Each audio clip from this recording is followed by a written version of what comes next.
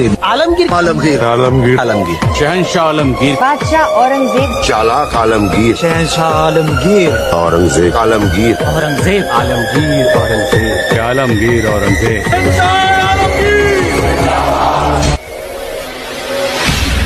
وهو ملك الهند السلطان العظيم औरंगजेब आलमगीर।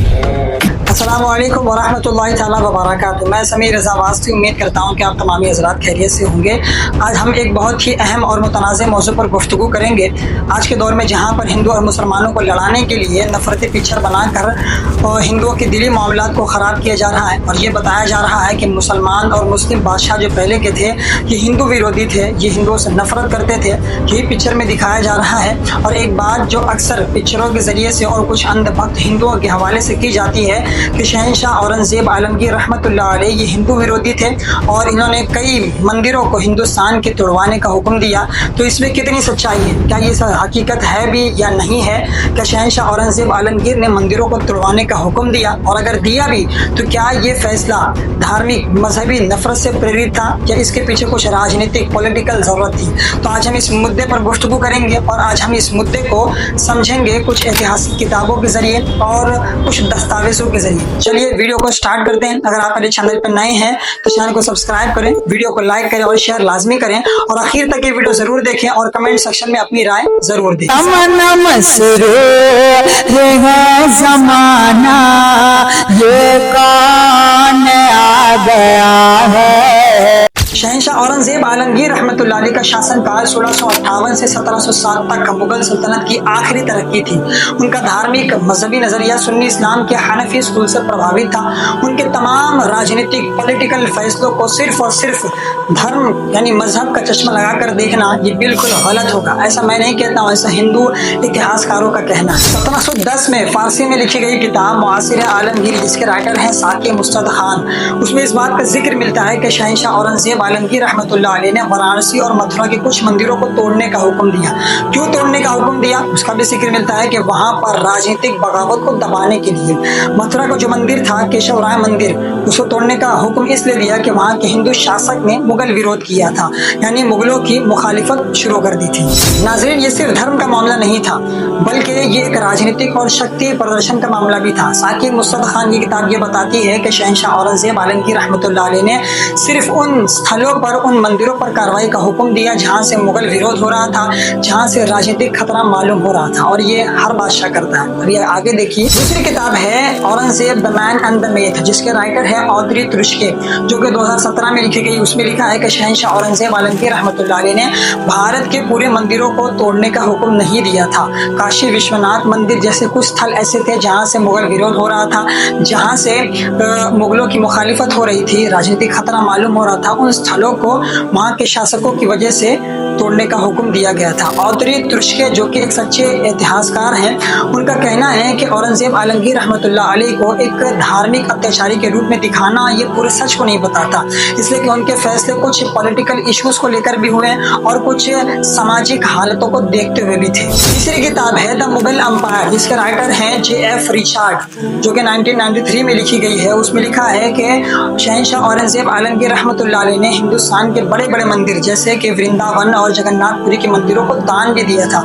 मतलब हर मंदिर तोड़ने की नीति नहीं थी। जहाँ से राजनीतिक खतरा मालूम हो रहा था, जहाँ से मुगल विरोध हो रहा था, सिर्फ उन्हीं पर कार्रवाई की गई। सोचिए जरा, अगर बादशाह औरंगजेब आलमगीर रहमतुल्लाह अलैह ने अगर भारत के तमाम मंदिरों को तोड़ने का हुक्म दिया होता तो वृंदावन और जगन्नाथपुरी के मंदिर आज तक सुरक्षित कैसे हैं, सेफ कैसे हैं, बचे कैसे हैं? और इन मंदिरों को दान देने का जिक्र भी हमें किताब में मिलता है। मुझे बताएं, कोई शख्स मंदिर विरोधी भी हो और हिंदू विरोधी भी हो और मंदिरों को दान भी करे? ऐसा तो हो ही नहीं सकता।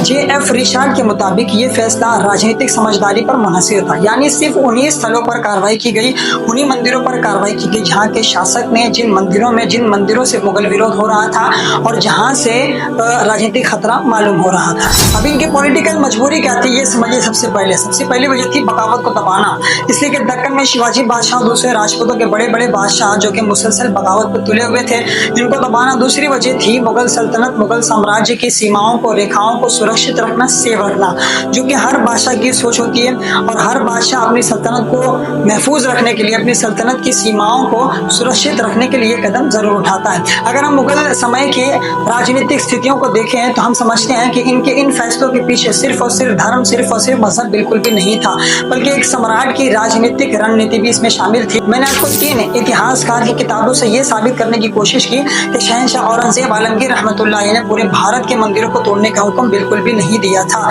बल्कि उन्हीं मंदिरों को तोड़ने का हुक्म दिया जहां से बगावत का आगाज हुआ, जहां से मुगल विरोध हुआ।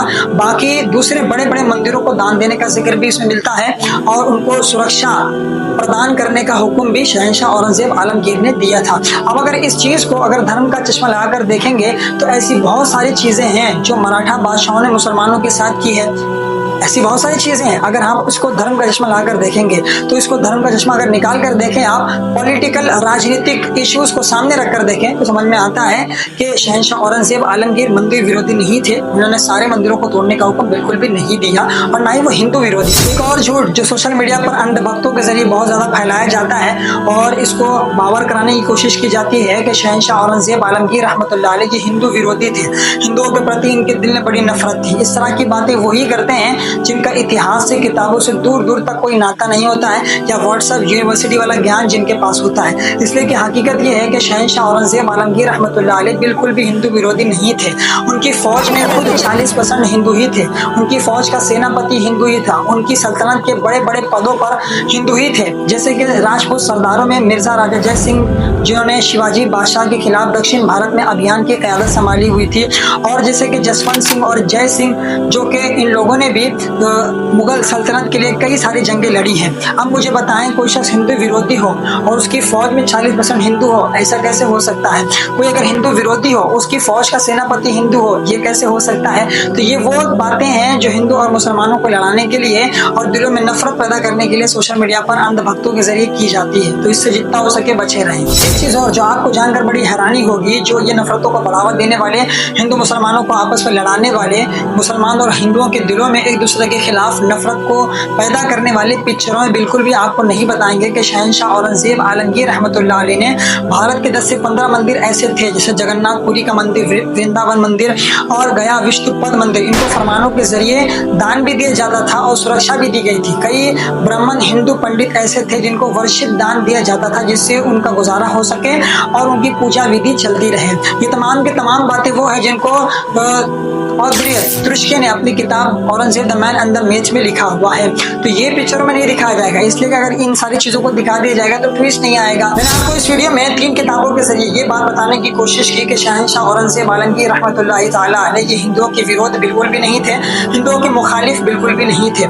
इसलिए कि अगर इन्होंने कुछ पॉलिटिकल इश्यूज की वजह से कुछ मंदिरों को तोड़ने का हुक्म दिया तो 15 से 20 बड़े बड़े मंदिरों को दान भी दिया, बहुत सारे हिंदू ब्राह्मण पंडितों को दान भी दिया और बहुत सारे मंदिरों को सुरक्षा प्रदान करने का हुक्म भी दिया। हमारी कमी ये है कि हम कहीं भी कहानी के एक रूप को देखकर फैसला कर लेते हैं। जो हमें दिखाया जाता है हमारी नजर उसी पर होती है, जो छुपाया जाता है हमारी नजर उस पर बिल्कुल भी नहीं होती है। और दूसरी बात ये कि अगर हमें इतिहास जानना है, हिस्ट्री जानना है, तो हम किताबों की तरफ पढ़ेंगे, किताबों को पढ़ने की कोशिश करेंगे। हम पिक्चर देखकर कोई फैसला नहीं करेंगे। पिक्चर हमारे नजदीक कोई भी दलील नहीं है, कोई भी रेफरेंस नहीं है, इसलिए कि पिक्चरों में बहुत सारी ऐसी चीज दिखाई जाती है जिसका हकीकत से दूर दूर तक कोई ताल्लुक नहीं होता है। बहुत सारी चीजें उसमें ऐसी होती है जो ट्विस्ट के लिए होती है, मजे के लिए होती है, इंटरटेन के लिए होती है। इसलिए कि अगर इस तरह की बातें पिक्चरों में नहीं डाली जाएंगी तो इनकी पिक्चर चलेगी नहीं, पिक्चरों में लोग इंटरेस्ट लेंगे नहीं, इनकी बिक्री होगी नहीं, तो इनके बनाने का मकसद, जो पैसा कमाने का जरिया होगा, जो उनका मकसद होगा, वो फौत हो जाएगा। और आपको जानकर बड़ी हैरानी होगी कि इस छावा फिल्म के डायरेक्टर ने लोगों से माफी मांगी, इसलिए कि इन्होंने इतिहास से छेड़छाड़ की, वो बातें लोगों के सामने रखने की कोशिश की जो इतिहास में बिल्कुल भी नहीं है। इस मामले में मुझे एक भाई की बात बहुत अच्छी लगी जो कि हिंदू है, आप भी सुनिए, देखिए। कई लोग कह रहे हैं कि औरंगजेब ने संभाजी के साथ क्रूरता की थी। बिल्कुल की भी होगी। अगर संभाजी को मौका मिलता तो वो भी ऐसे ही क्रूरता करते औरंगजेब के साथ। ये क्रूरता ही तो वीरता का प्रतीक था उस समय। मध्यकाल के दौरान की गई ऐसी ही क्रूरतापूर्ण वीरता के किस्से गर्व से सुनाए जाते हैं। इतिहास ऐसी क्रूरताओं से भरा पड़ा है। महाराजा रणजीत सिंह की मौत के बाद उनकी संतानों में गद्दी के लिए संघर्ष चला और उसी दौरान एक रानी को उनके ही बेटे ने सर फोड़कर मार डाला। जिंदा आदमी को हाथी से कुचलवा देना, आंखें निकलवा लेना, हाथ पांव कटवा देना, नाक कान काट देना, ये सब महान राजाओं के किस्सों में आप सब ने पढ़ा होगा। ये क्रूरता ही तो थी और नहीं तो क्या था। छत्रपति शिवाजी महाराज ने अफजल खान की आंतड़ियां निकाल ली ली थी। ये क्रूरता ही तो थी। रावण का हनुमान की पूंछ में आग लगाना और शूर्पणखा का नाक काटने का फैसला क्रूरता ही तो थी। अक्सर ऐसी क्रूरता कहानियों का हिस्सा बन जाती है और जीतने वाले की क्रूरता को सही ठहराने का तर्क उसे बिल्कुल सामान्य बना देता है कि ये तो कोई अलग बात हुई नहीं, ये बिल्कुल सामान्य सी बात है।